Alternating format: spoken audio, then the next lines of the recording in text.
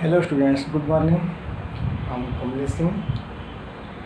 First year के लिए हम लोग फर्स्ट ईयर में पार्ट पढ़ रहे थे। हम लोग इसके पहले वाली वीडियो में फर्स्ट ईयर के लिए पार्ट पढ़ रहे थे। हम लोग बल के अंतर्गत हम लोगों ने पढ़ा था, बल की परिभाषा देखा था।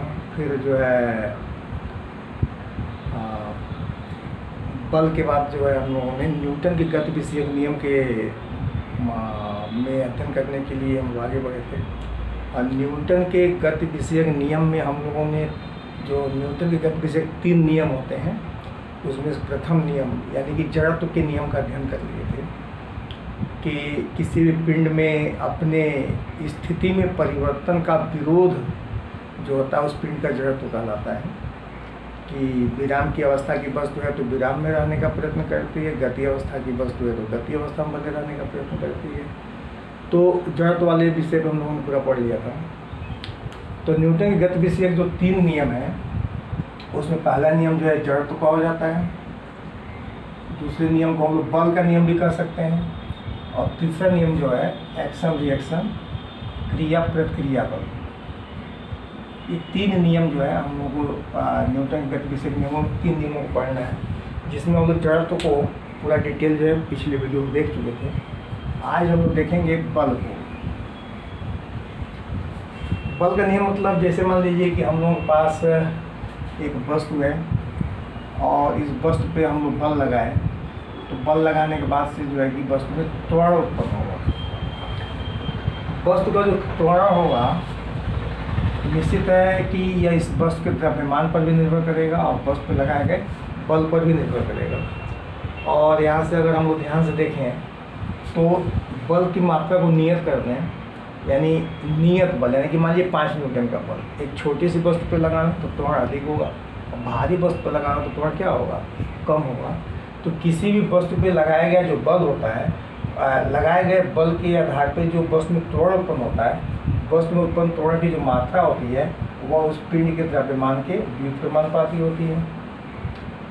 और बल के बाद एक द्रव्यमान को नियत करते हैं और एक ही आकार के 2 वस्तुओं को लें, तो पहले वस्तु पे अगर अधिक बल लगाए तो इसमें त्वरण अधिक उत्पन्न होगा, और दूसरे वस्तु पे कम बल लगाए तो उसमें उत्पन्न त्वरण की मात्रा जो होगी क्या होगी, कम होगी। यानी कि पिंड में उत्पन्न त्वरण की जो मात्रा होती है पिंड पर लगाए गए बल के अनुक्रमानुपाती होता है। इन दोनों को अगर हम एक साथ जोड़ दें तो हो जाता है F/m, और इसी को हम लोग बराबर कर लें तो अनुक्रमानुपाती नियतांक लेके तो ये हो जाता है F/m। और यहाँ से F को निकालें हम लोग तो ये हो जाएगा 1/k × ma। k बराबर 1 लेने से ये हो जाएगा F बराबर ma।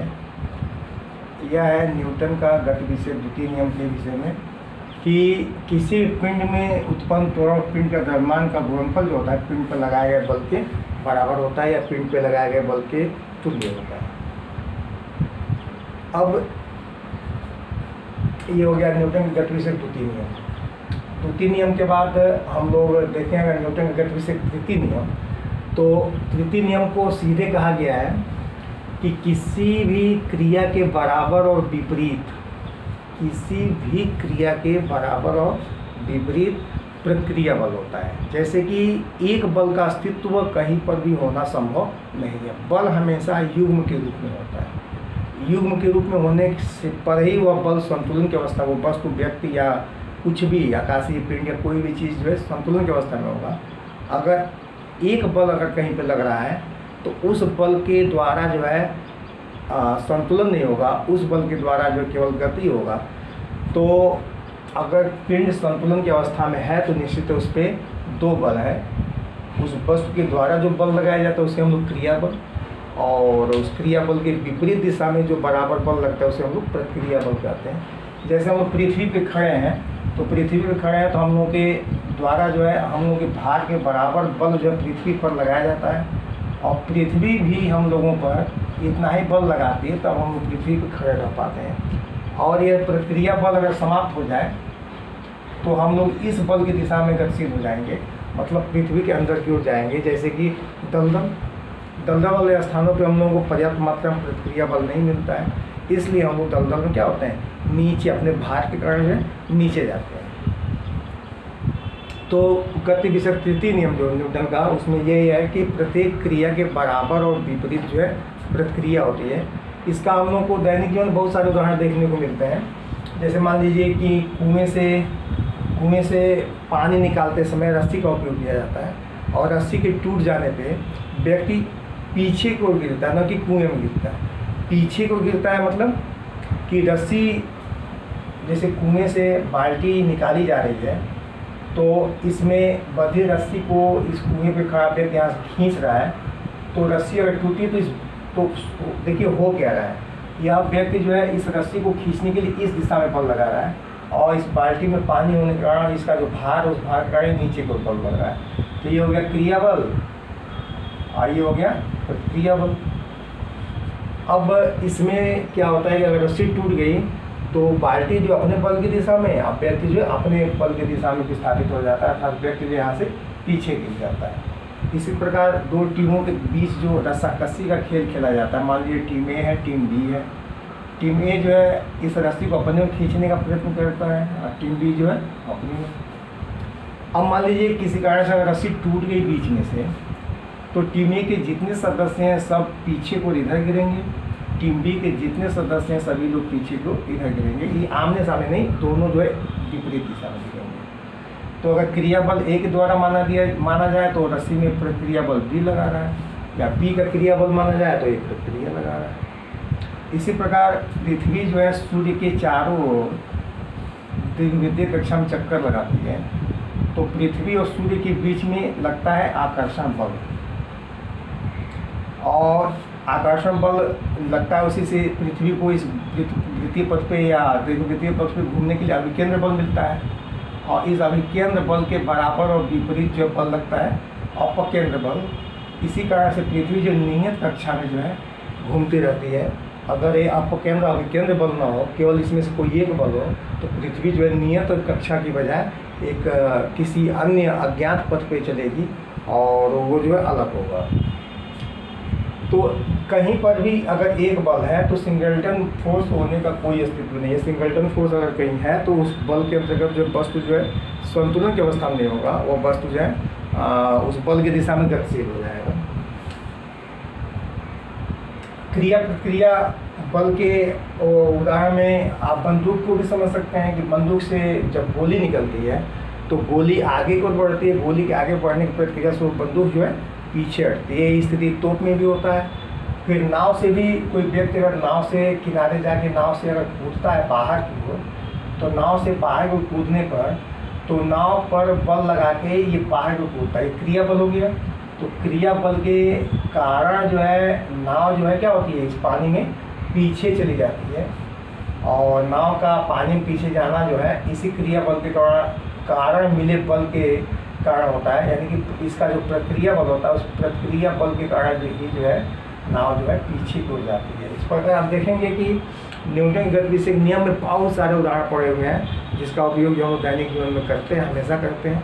जैसे हम लोग पैदल चलते हैं तो चलने की प्रक्रिया में हम लोग पैर से पृथ्वी को पीछे की तरफ ढकेलते हैं, और पृथ्वी को पीछे को ढकेलने की प्रक्रिया में हम लोग पैर से पृथ्वी को पीछे को ढकेलते हैं, तो पृथ्वी तो ढकलाएगी नहीं, ढकेल नहीं सकते, भारी है, इसलिए हम लोग खुद आगे की ओर क्या होता है, खसकते हैं, आगे की ओर चल देते हैं। अगर ये घर्षण बल यहाँ से ना मिले, पृथ्वी द्वारा प्रक्रिया बल ना मिले, तो हम लोग गिर सकते हैं या गिर जाते हैं। जैसे मान लीजिए कोई यहाँ चिकना पदार्थ, केले का छिलका या कोई इस तरह की वस्तु आ गई जिससे हम लोगों को पर्याप्त प्रक्रिया बल नहीं मिला, तो हम लोगों का पैर जो है फिसल जाता है, और हम लोगों का शरीर आगे झुक जाता है, और हम आगे को क्या होते हैं, गिर जाते हैं।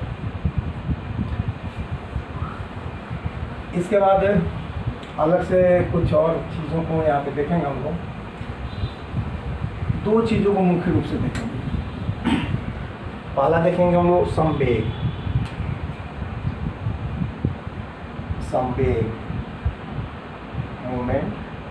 मोमेंटम। किसी भी पिंड का द्रव्यमान, और वेग, किसी भी पिंड का द्रव्यमान और वेग का जो गुणनफल होता है वो संवेग कहलाता है। तो किसी पिंड का संवेग का जो मान होता है, संवेग ये जो है पिंड के द्रव्यमान और इसी पिंड का वेग जो होता है, द्रव्यमान और वेग का गुणनफल जो है ये संवेग कहलाता है, P m × V। संवेग जो है एक सदिश राशि है, और संवेग सदिश राशि है तो संवेग की दिशा जो होती है पिंड के वेग की दिशा में होती है, इसमें ज़्यादा कुछ नहीं है। संवेग का मात्रक देखेंगे तो संवेग का मात्रक जो है द्रव्यमान का मात्रक किलोग्राम, वेग का मात्रक मीटर प्रति सेकेंड, किग्रा इंटू मीटर प्रति सेकेंड जो होता है संवेग का मात्रक हो जाता है। एक होता है आवेग।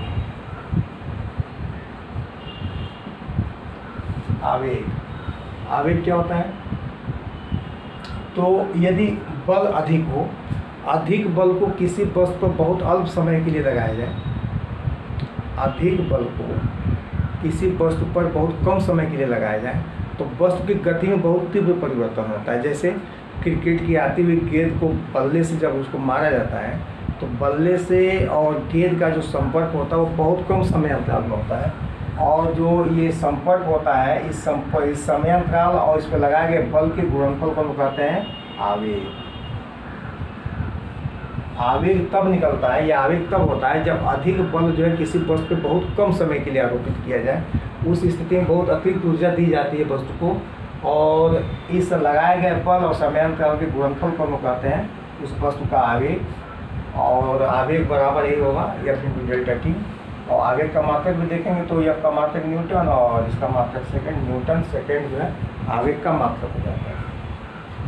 इसके बाद संवेग के आधार पर हम लोग न्यूटन के गति विषयक द्वितीय नियम को उपयोग कर सकते हैं। संवेग के आधार पर न्यूटन के गति विषयक द्वितीय नियम, मतलब संवेग के आधार पर न्यूटन के गति विषयक द्वितीय नियम।